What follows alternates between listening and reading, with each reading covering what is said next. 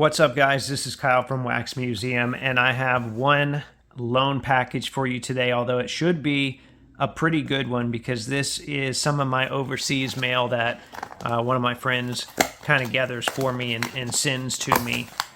He gets some of our stuff shipped together, so shout out to Tim for doing me a big favor there. But anyway, I think there's only 6 cards in here, and to be truthful, I don't remember what all is in here.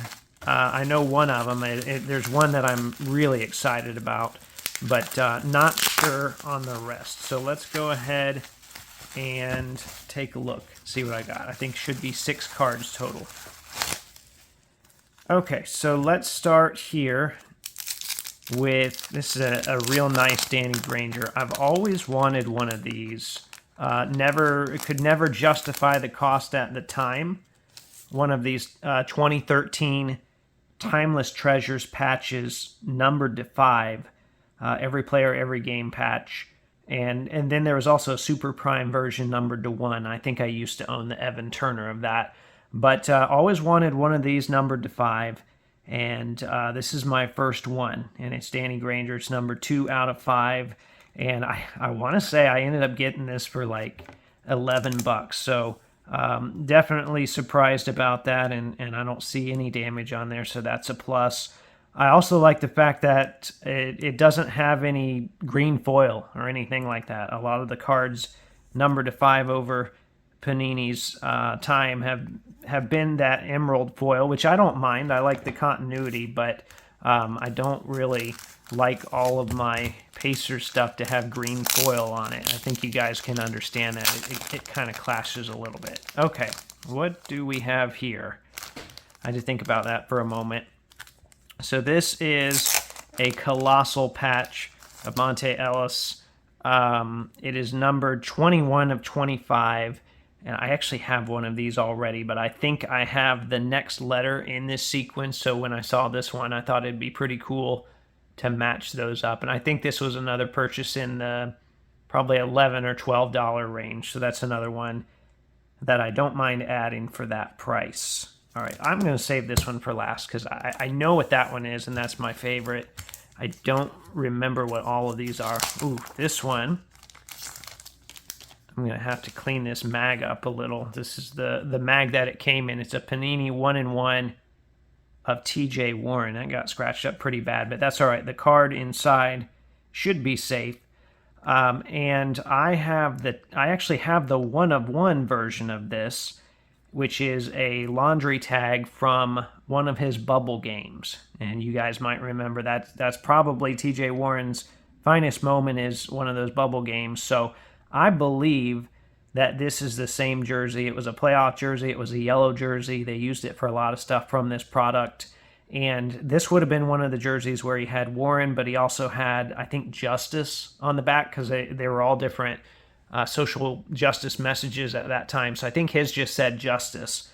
So I'll have to match up that lettering and see where exactly that came from. But I've always wanted one of the actual patches aside from the 1-of-1 from that jersey. Okay, let's take a look at this one here.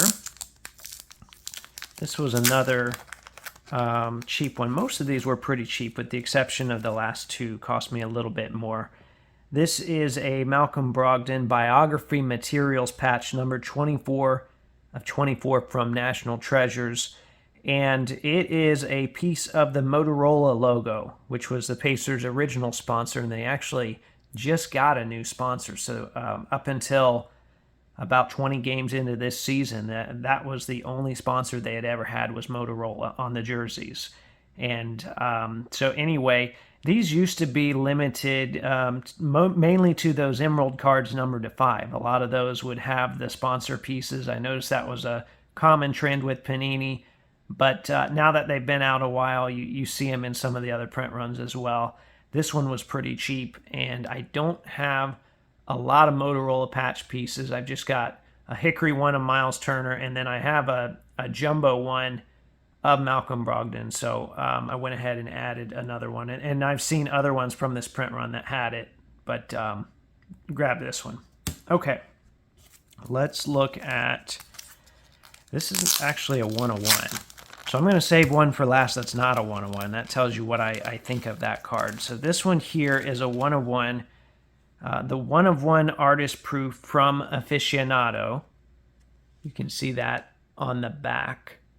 And I believe now that that gives me the entire rainbow for Miles Turner, because I've got the 1-of-1, I've got the rare opening night unnumbered version, I've got the, I think it was, purple numbered to 99, although I think they're technically called red.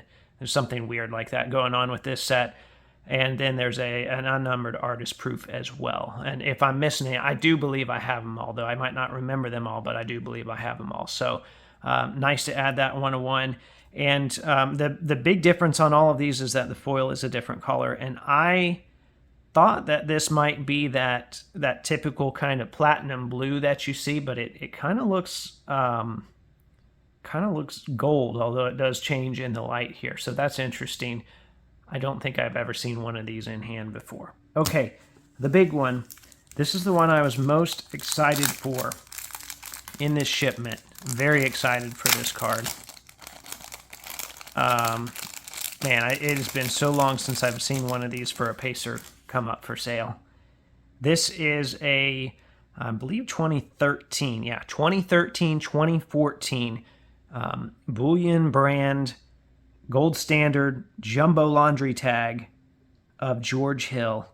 And while it's not technically game dated, you've got some pretty big clues here what game it came from. And I just have to figure out, is that a dash and the number 4, or is it a 14? I think it's the number 14, but I'll have to look at all of the games they played in 2012 and kind of see. I think that might be a blue jersey there. I can't tell. It could also be just be the black backing. So I'll have to take a closer look at it. Hopefully find the other piece of the tag as well, maybe somewhere on the internet. But with a little sleuthing, I should be able to figure out where this came from. And I'll just look at all the games in 2012. So that would include from the 2011-12, from the end of that season, and then the start of the next season.